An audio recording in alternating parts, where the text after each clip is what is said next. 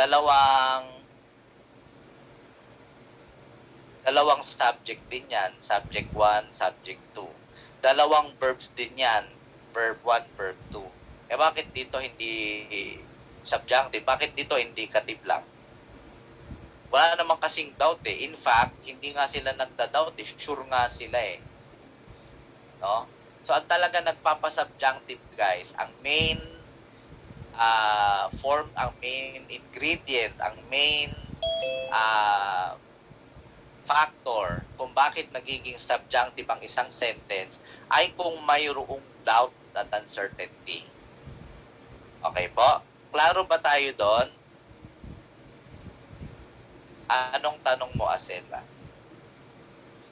So doon po sa example na una kanina, doon po sa res que come verdura, di ba pwede naman po siyang wonder? Like, paano? Parang wondering kung, di ba kasarap po siya sa subjunctive maeso, yung wonder? Tingnan natin, nasa libro yan, guys. Nasa, nasa nivel 5 na libro. Pahina 5. O, basa. Tingnan natin, ha.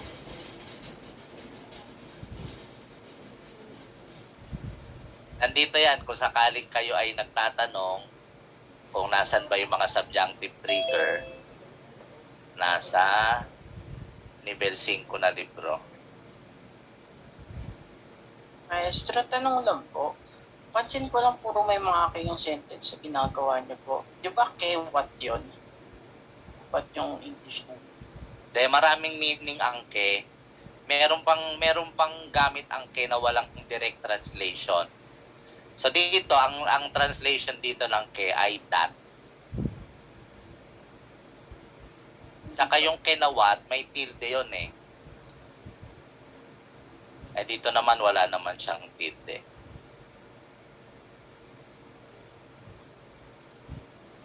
Anong ni Huawei MatePad ay sa work po tuwing kailan ginagamit. Actually, madalas din magamit yan sa work eh.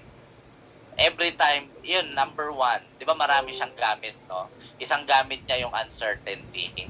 So, every time na merong uncertainty, kapalo ng subjunctive yun. Bawa, sabi ng customer, na-receive nyo na ba yung payment ko? Eh, totoo naman, hindi ka naman sigurado. Ay, no estoy siguro. Sabi mo, hindi ko po sigurado kung na-receive na namin eh. No estoy seguro que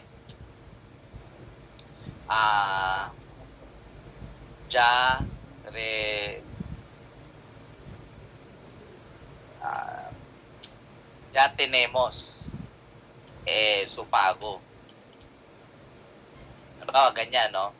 Hindi ko po sigurado since hindi ka sigurado, yung tenemos magiging tengamos. No estoy seguro que ya tengamos su pago kung nasa amin na po yung payment ninyo. No? So every time ganun din, basta hindi ka rin sigurado or doubt ka. Bawa, sabi mo,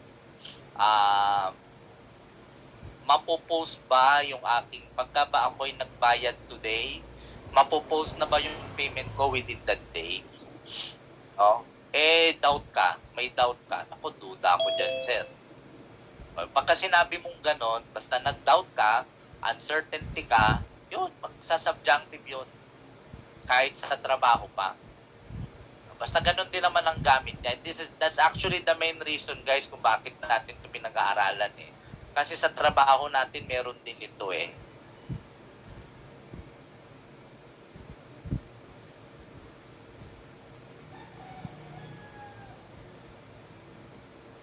Yan. Does that answer your question?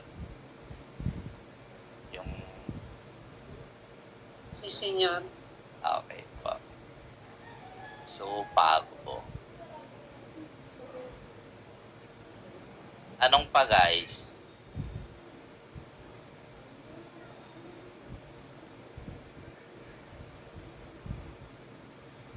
Sige, unmute po. Kaya post nyo kung meron kayong tanong.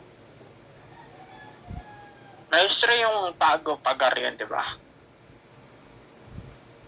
Noun siya dito. Noun siya. Kasi yung mga verb, guys, meron silang version na noun naman Hindi naman laging verb yun pago. Although galing sa pagarian, pero the word pago itself is actually the noun, a noun, which means payment. Ganun din naman yung estudyar. Pagka sinabi mong, kumusta to estudio? Noun yun doon. So, ganun ang mga verbs, guys, meron silang version na na noun. Kumusta to estudio? Kumusta pag-aaral mo? So, ganun yun, Jasper, ang mga verb, meron silang version na noun. Sige, tanong pa.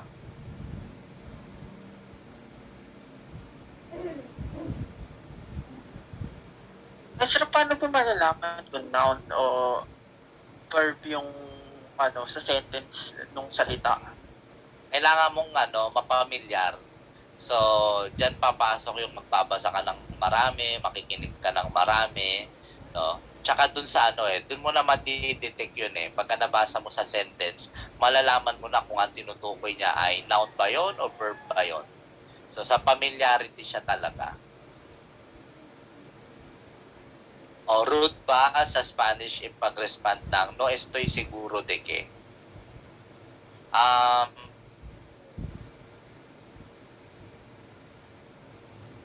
No estoy seguro de que. Not necessarily. Lalo na kung okay naman yung tono mo. No? Nasa tono mainly Nasa tono talaga. Parang sa Tagalog din sa atin, no? Nasa tono Di ba? Pagka sinabing, may tanong ka ba? Ayun isa, may tanong ka pa. Yun din naman yun, pero magkaiba yung tono. So, parang ganun din sa Espanyol. Pagka sinabi mo, no estoy seguro de que hablas. Okay. No estoy seguro de que hablas. Hindi ako sigurado kung anong sinasabi mo. Same sentence din, pero nasa tono mainly kung rude, kung hindi.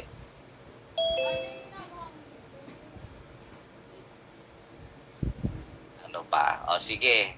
Tuloy tayo So, eto guys yung mga verbs or mga phrases na nagtitrigger ng subjunctive. No? So, ito ang main na gamit ng subjunctive. Una, to talk about wishes. Ito ngayon yung mga verbs na gagamitin mo to talk about wishes, mga kahilingan, no, desear, and especially guys, pagka gumawa kayo ng isang sentence na subjunctive, hindi mawawala yung ke. Okay? Tandaan natin guys hindi pwedeng mawala yung ke sa sentence. Otherwise, pag inalis natin yung ke, maaaring dalawang possibility. Maaaring tama ka pa rin, pero iba na yung sense ng sentence mo, or maaaring totalmente mali ka. Technically, sa structure ng sentence at saka sa sentido. No? So, pag subjunctive po, hindi pwedeng mawala ang ke. Okay? Yan. So, you say, at itong mga verbs na ito, kino-conjugate ito.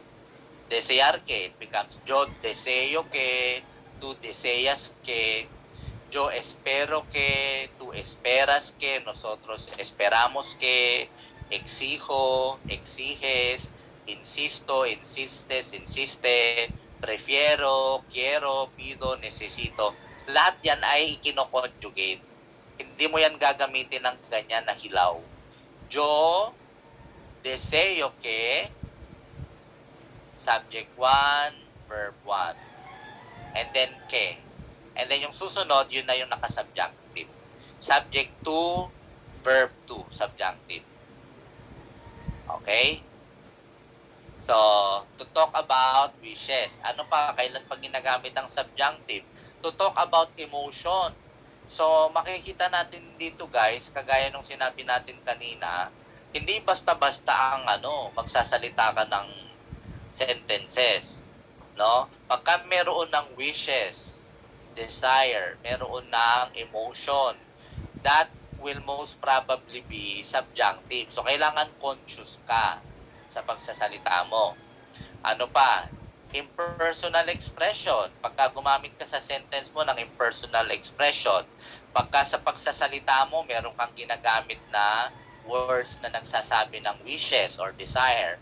Pagka sa pagsasalita mo, meron kang verbs na nagpapakita ng emotion, meron kang sa pagsasalita mo, meron kang ginagamit na verbs na nag-express ng recommendation, nag-express ng doubt at denial, at saka itong ohala. No? Which is galing din sa Arabic. Long time ago. Some, more than 2,000 years ago, nung sinakop ng mga Muslim ang Spain for 700 years. So, maraming mga salita na galing sa Arabic na nahalo sa vocabulary ng Espanyol, no? Isa ito, ohala. No, sa atin ngayon, ang kahulugan niyan ay hatri nawa, siya nawa.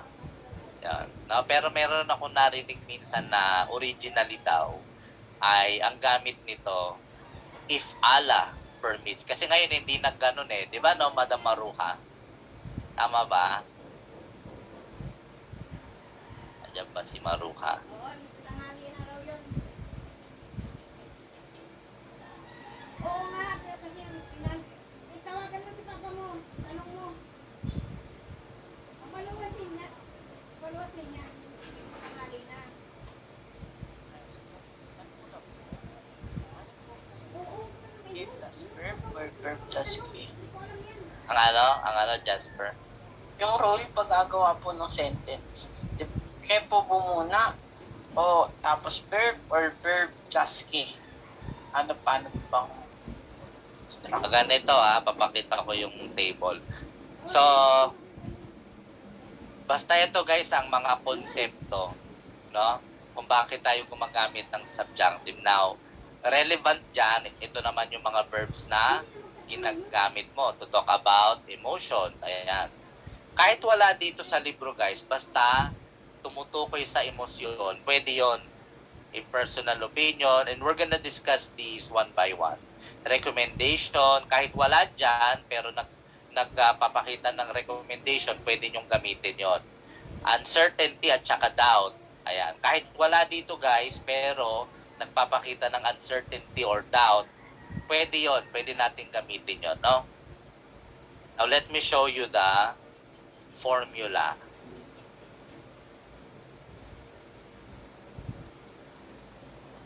Wait lang,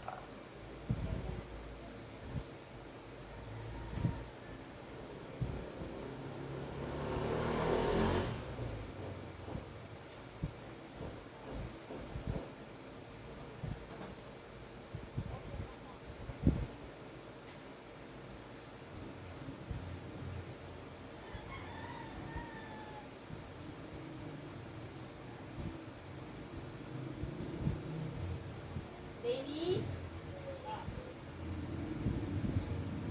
Pwede bang tumawag sa group? Sa cellphone mo? Ano? Tumawag. Sa cellphone mo? Ano number mo? Pwede ba yun? Walang pag-group yun.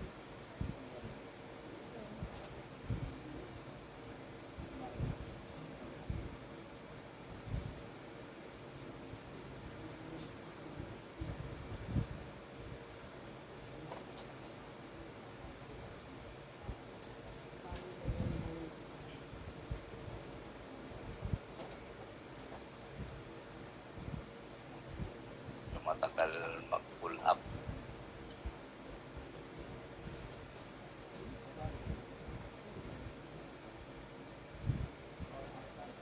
So, ganito lumalabas na pattern natin, guys, para may guide kayo. Subject 1, verb 1, and then ke, na hindi pwedeng mabago.